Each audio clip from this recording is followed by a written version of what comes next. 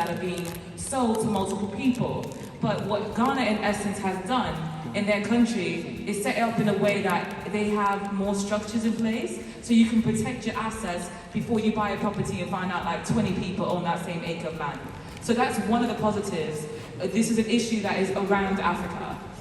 Safety level wise as well, Ghana is right now is a place that we're seeing that the crime levels are some of the lowest in West Africa and in the world. Safety. And then outside of that, imagine you can build in Ghana, right, or in certain parts of Africa for cheaper than you would build out here in the UK or in the United States, but then your return is higher. To give you an example, the equivalent of what you would get, let's say in New York City, Manhattan, that would cost you, let's say the tenant would be paying $2,000 a month. There are properties for that same price of what you would have rehabbed it for that would go for $4,000, $5,000 US in Ghana.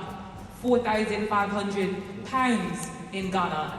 So you're looking at properties that people don't realize there's a certain level of wealth that is there. I'm not saying the whole country's like that, but when you look at Accra, which is one of the major cities, when you look like at Aburi, which a lot of people, even today, I had like 5 Ghanaians tell me, are you investing in Aburi? I'm like, yeah, of course, we know about it. It's like the Beverly Hills of Ghana. And I'm just using that as an example, but you know, South Africa, Kenya, I heard someone say Nigeria. I would say with Nigeria, definitely make sure you have someone truly vetted, someone truly trusted to invest in that market with you.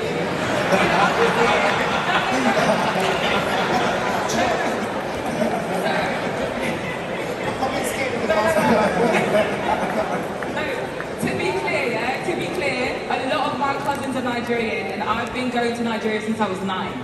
Right? My son's name, I won't say it right now, but it is a Nigerian name. Would you buy property there? Come again? Would you buy property in Nigeria?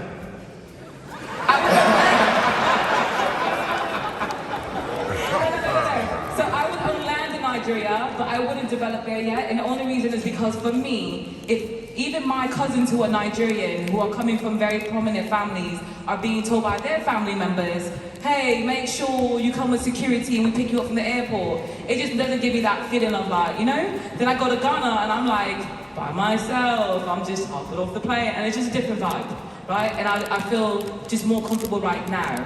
But I feel like with elections coming in Nigeria, my fingers are crossed, that I don't know, somebody evil, I don't know, we need to change, we need to change in Nigeria. And so, with that said, hopefully not to get political, things get better there, but I would buy the land, and maybe I would buy something for the future, but not for right now. Not something I would want to maintain hands on. Land banking, basically, buy and hold.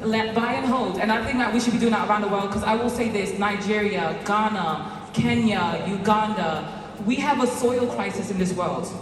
Around America, in the UK, in the world, we have a soil crisis. There aren't a lot of countries that are yielding actual rich nutrient-based food, which means countries that have real soil.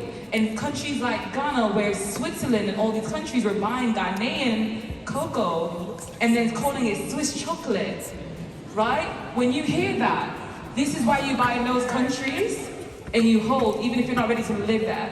And so when we look at Nigeria, there's a lot of precious minerals and oil and things like that in the country that is money. It's money, you know what I mean? There's so much richness in the country. So maybe buy it and, you know, we just wait and see when we can actually be more aggressive in the market. Gems, y'all, gems. Gems. All right, we got 50 seconds left before we gotta wrap. Open up your eyes and see all the fun and mystery. Take an African adventure with Darren and Destiny. From the mountains to the shore, so many things to explore. Take an African adventure with Darren and Destiny.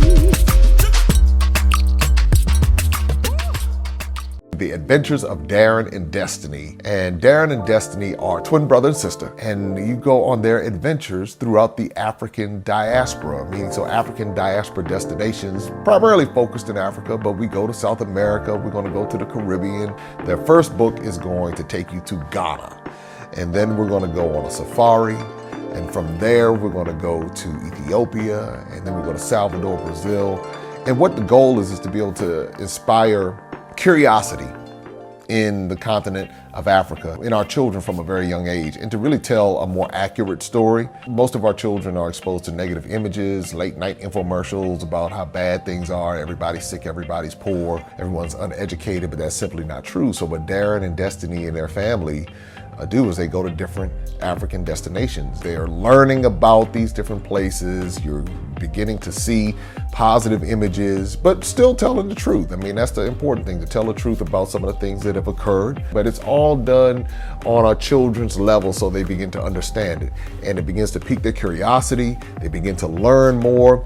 And hopefully one day they will want to explore and visit the continent of Africa and its many countries. There's just so much that Darren and Destiny are able to do, and as they're doing it, it's like they begin to open the minds of a new generation, and they don't get bombarded and indoctrinated with negativity. They're actually able to see positivity and inspiring images and messages about the African diaspora, as well as those who are still indigenous to the continent of Africa, and they begin to learn more and just see things differently. So I'm excited about introducing the adventures of Darren and Destiny.